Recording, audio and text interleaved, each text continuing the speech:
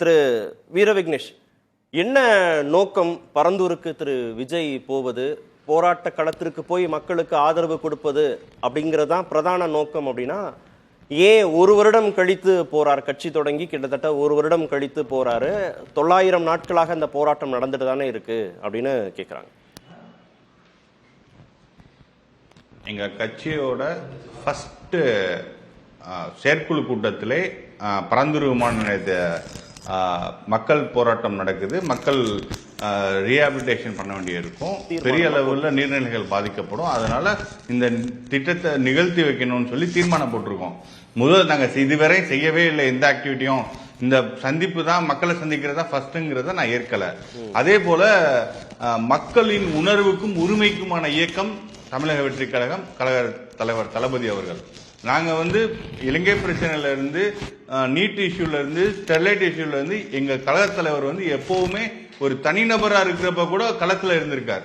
அதனால இதெல்லாம் ஒரு ஒண்ணு புரிதல் இல்லாம பேசணும், இல்ல காழ்ப்புணர்ச்சியோட பேசணும். எங்க கழக தலைவர் மக்களின் உணர்வுக்கும் உரிமைக்கும் தலைவர். நீ இவங்க எதிர்பார்க்கிறத விட மக்களின் மக்களா இருந்து தமிழகத்தில் லூக் அண்ட் கார்னர் கழக தலைவர் செல்ல இருக்கிறார். வருங்காலங்களில் அதை நண்பர் தெரிந்து கொள்வாங்கிறத நான் பணிவா சொல்லிக்க விரும்புறேன்.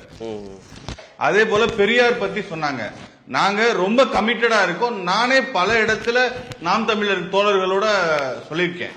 பெரியார் அவர்கள் ஃபர்ஸ்ட் கான்ஸ்டிடியூஷன் அமெண்ட்மெண்ட் வாங்கலைன்னா நான் உட்பட, நீங்க உட்பட யாரும் இந்த இடத்துக்கு வந்திருக்க முடியாது.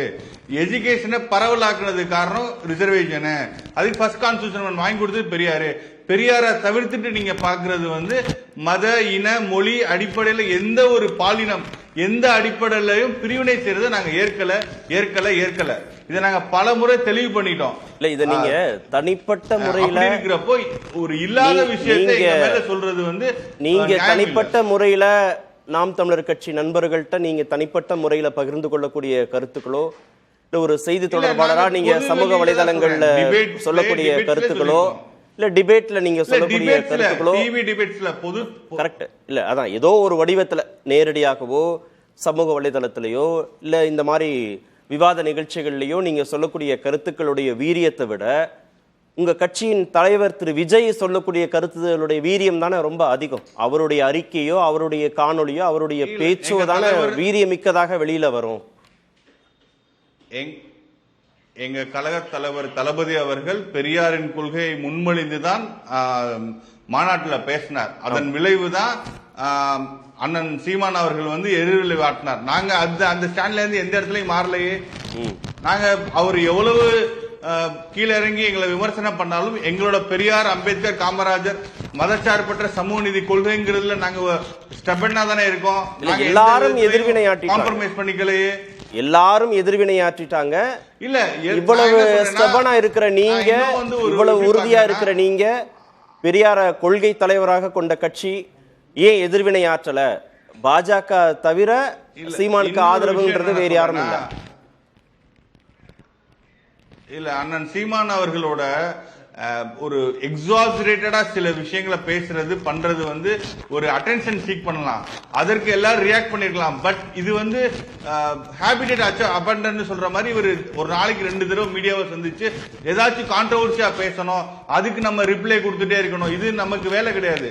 நம்ம இந்த விஷயத்துல பெரியார், அம்பேத்கர், காமராஜர் சமூக நீதி அரசியல இந்த இவங்களோட இந்த ரிலிஜன் இல்ல இந்த மொழி அப்படிங்கிற அடிப்படையில் இவங்க பண்றதுல எங்களுக்கு உடன்பாடு இல்ல. அரசியல் செலக்டிவ் ரியாக்ஷனை காமிக்க முடியாது இல்லையா?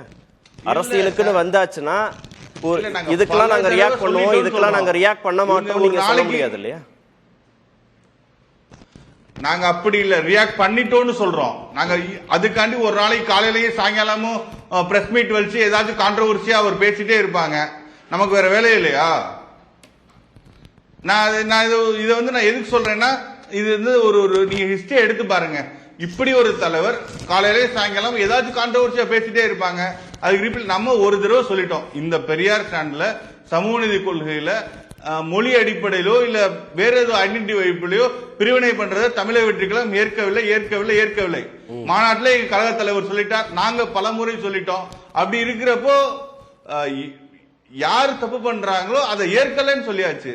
அதுல எந்த விதத்திலையும் எங்களோட கட்சி கட்டமைப்புலையோ இல்ல எங்களோட செயல்பாடுகள்லயோ ஏதாச்சும் ஒரு பிரிவினை பார்க்க முடியுமா, சொல்ல முடியுமா? இவங்க வந்து லாங்குவேஜ் வைஸ் பிரிக்கிறாங்க பண்றாங்க அப்படின்னு சொல்ல முடியுமா?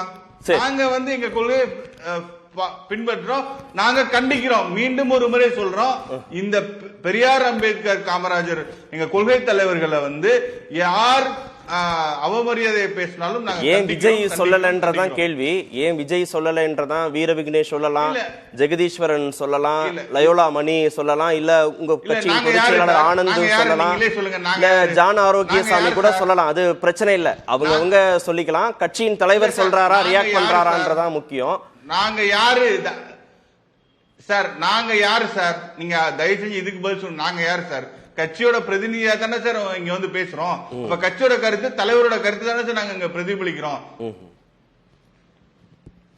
சரி, பரந்தூருக்கு செல்றது ஒரு அட்டென்ஷன் சீக்கிங் அப்படின்னு சுகுணா குற்றச்சாட்டு வச்சார். ஒரு கவன ஈர்ப்ப செய்யறாரு விஜய்னு. இல்ல சார், கண்டிப்பா இல்ல சார்.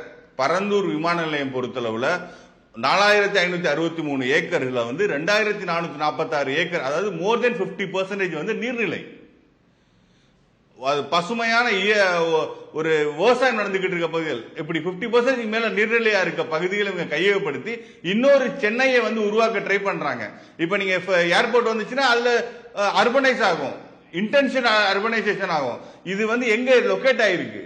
ஒரு கோரமண்டல் கோஸ்ட்ல லொகேட் ஆயிருக்கு, சைக்ளோன் ப்ரோன் ஜோன். இன்னொரு சென்னைய அதுல வந்து கம்பன் கால்வான்னு ஒரு 43 கிலோமீட்டர் போற கால்வா இருக்கு. நீங்க நீர்நிலையும் காலி பண்ணிட்டு அந்த கால்வாயும் காலி பண்ணிட்டா மழை பெஞ்சா எங்க இன்னொரு சைக்ளோன் வந்துச்சுன்னா, மழை பெஞ்சிச்சுன்னா 800 மில்லிமீட்டர் பெய்யுது அந்த பகுதியில் மழை. அந்த தண்ணி எங்க போகும்? என்விரான்மெண்டல் இம்பாக்ட் அசஸ்மெண்ட் எடுத்திருந்தாங்கன்னா இந்த திட்டத்துக்கு பெர்மிஷன் கொடுக்க முடியாது. 2011 இதே சுற்றுச்சூழல் பாதிப்பு, environmental impact assessment, social impact assessment, இதே சுற்றுச்சூழல் பாதிப்பை முன்னிலைப்படுத்தி டங்ஸ்டன் துறைமுகத்தை எதிர்த்தும் மக்கள் போராட்டம் நடத்தினாங்க. அங்க விஜய் நேரடியாக போகல. அதே மாதிரி மழை வெள்ளத்தால விவசாயிகள் பாதிக்கப்பட்ட போது கூட அவர் நேரடியாக போய் பாதிப்பெல்லாம் பார்க்கல.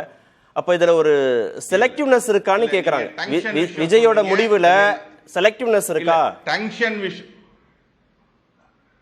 இல்ல, ஒரு இது இல்ல. நாங்க டங்ஷன் விஷயத்துக்கு நாங்க ஆல்ரெடி அறிக்கை விட்டுருக்கோம். எங்க கழக தலைவர் வருங்கால உறுதியா மேலூர், அரிட்டாப்பட்டி, வெள்ளாளப்பட்டி, செட்டியார்பட்டி அந்த பகுதியில் இருக்கிற 5000 ஏக்கர் கையகப்படுத்துற விஷயத்தை நாங்க கண்டிச்சிருக்கோம். கழக தலைவர் வருவார். நாங்க அதுல உறுதியா இருக்கோம். ஒரு 5000 ஏக்கருங்கிறது ஒரு கான்ஸ்டிட்யூன்சியே காணாம போற அளவுக்கு துரங்கம் தோன்ற ஒருபோதும் தமிழக வெற்றிக்கழகம் ஏற்காது. இது ஃபர்ஸ்ட் ஸ்டெப். பரந்தூருங்கிற ஃபர்ஸ்ட் ஸ்டெப். வருங்காலங்களில் தமிழக மக்களின் உணர்வுக்கும் உரிமைக்கும் எதிரான எந்த செயல் திட்டத்தையும் தமிழக வெற்றிக்கழகம் ஏற்காது. கழக தலைவர் தளபதி ஏற்க மாட்டார். அதை நாங்க உறுதியா தெரிவிச்சுக்கிறோம்.